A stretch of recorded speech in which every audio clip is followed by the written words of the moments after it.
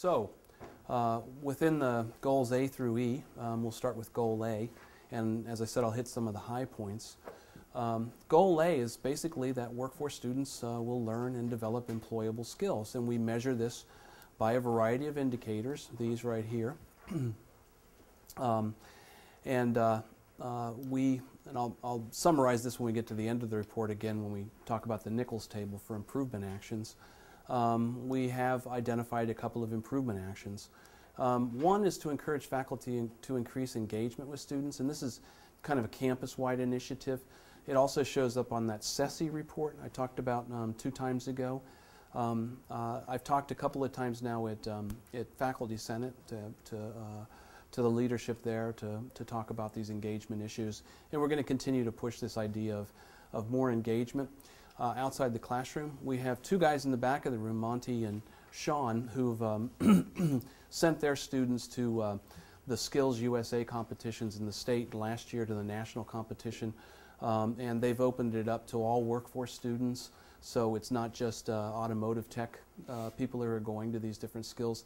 And it's really, it makes the program stronger. It just makes the students better. It builds everyone's capacity when the faculty are involved outside the classroom in the students' learning. And that's one of the things that we think we need to improve.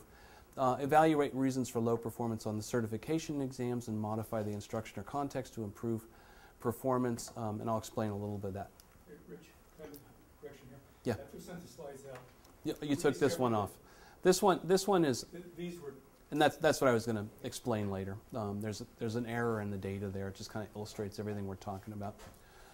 Hold on one sec. Is Okay. there a way that, because I remember you guys struggled with this last year, with that whole, how do you track, how do you have the students identify the whole graduation thing, and that factors into numbers and stuff.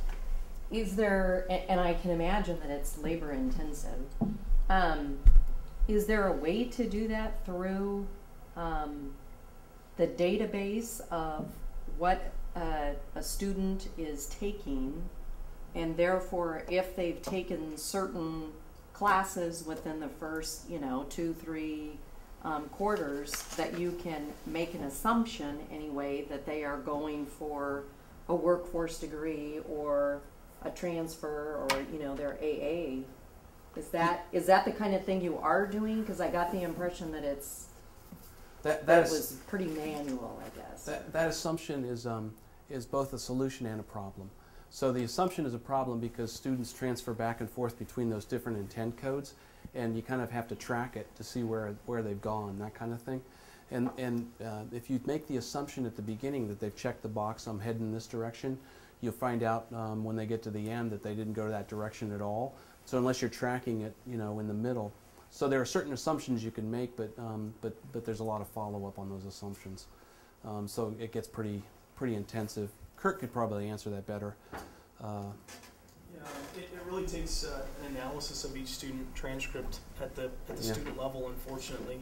And when we began doing a process of data checking 2 years ago, which is a part of the reason why you see a spike, we initially were looking at 1,700 students that we were dealing with, and then recoding 1,700. There's a couple of different ways you can code. You could say if a student never takes a workforce program class, then they should be a workforce student, but that in reality may not be the true intent of the student. So what we're trying to do by monitoring the classes that they're taking, their progress that they're making, what their actual true intent is. And it's a good thing that many students, when they come here, say, I want to transfer someday, eventually, but in the meantime they might do a certificate or a degree program that's an applied science program, and we have to ferret out some of that information from just their transcript behavior. We have sent out letters to students at 65% of their credit completion to a major, but as Kurt says, number one, you have to have the correct information. So that's been a problem.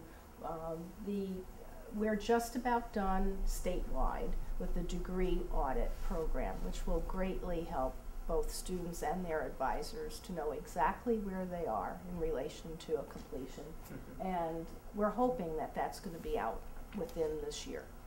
So, and we tell students at FYI, we tell them at SOAR that they have to apply for graduation, but it's just difficult with the coding.